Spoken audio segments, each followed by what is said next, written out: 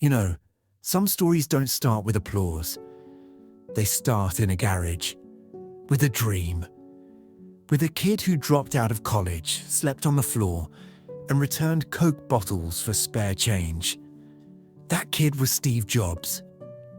And today, we're not just talking about the man who built Apple. We're talking about the mindset that built a movement. Jobs didn't have a perfect start. He was adopted, he dropped out, he failed. But he never stopped believing. And that's the first lesson. You don't need a perfect beginning to build a legendary ending. In 1976, he and Steve Wozniak started Apple in a garage.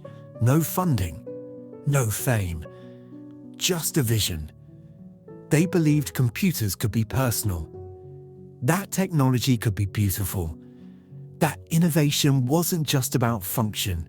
It was about feeling. People laughed. Critics scoffed. But Jobs didn't flinch. He didn't wait for permission. He didn't ask the world to believe in him. He believed in himself first. If you see something others don't, protect it, build it, share it. Because the greatest ideas often sound crazy before they change everything. Apple grew. But success didn't shield him from failure. In 1985, he was fired from his own company. Imagine that. The man who built Apple was told he wasn't fit to lead it. Most people would have quit. But Jobs? He started again. He built next. He bought Pixar. He kept creating, kept dreaming, kept pushing boundaries. And when Apple was on the brink of collapse, they brought him back. He didn't just save the company, he reinvented it. Failure isn't the opposite of success, it's part of it. Every setback is a setup for a comeback. The iMac, the iPod, the iPhone, the iPad. These weren't just products, they were revolutions. Jobs didn't just build devices. He built experiences. He told stories. He made technology feel like magic. He believed in simplicity, in elegance, in intuition. Don't settle for good enough. Push for excellence. Sweat the details. Because when you care deeply, people feel it, he once said. The people who are crazy enough to think they can change the world are the ones who do. So let me ask you, what's your crazy idea? What's the dream that scares you because it's so bold, so different? Don't ignore it. Don't bury it. Don't wait for the right time. The right time is now. The right person is you. You don't need millions. You need courage.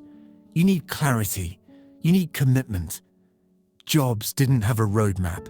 He had a compass. He followed his inner voice. He trusted his gut, even when it didn't make sense to others. Your intuition is your superpower. Listen to it, honor it. Let it guide you. He also understood something profound. Time is limited, he said. Don't waste it living someone else's life. And that's not just a quote. It's a wake-up call. We spend so much time trying to fit in, trying to please, trying to follow the rules. But the people who make history, they don't follow. They lead. They don't conform. They create. If you've been holding back, this is your moment. If you've been waiting for permission, this is your turning point. Because the world doesn't need more copies. It needs originals. It doesn't need more noise. It needs clarity. It doesn't need more fear. It needs boldness. You have something inside you that no one else has. A perspective, a story, a solution, a spark. Don't let it fade. Don't let it go unnoticed. Fan the flame. Feed the fire. Follow the pull. Steve Jobs didn't live forever, but his impact does. Because he dared. Because he dreamed. Because he delivered. And so can you, whether you're building a business, teaching a class, writing a book, designing a product, or simply trying to live with purpose, remember this. You are here to create. You are here to contribute. You are here to leave something better than you found it. So rise, speak, build, lead, and when the world asks, "Who do you think you are?" you answer, "I'm someone who thinks different, and I'm just getting started."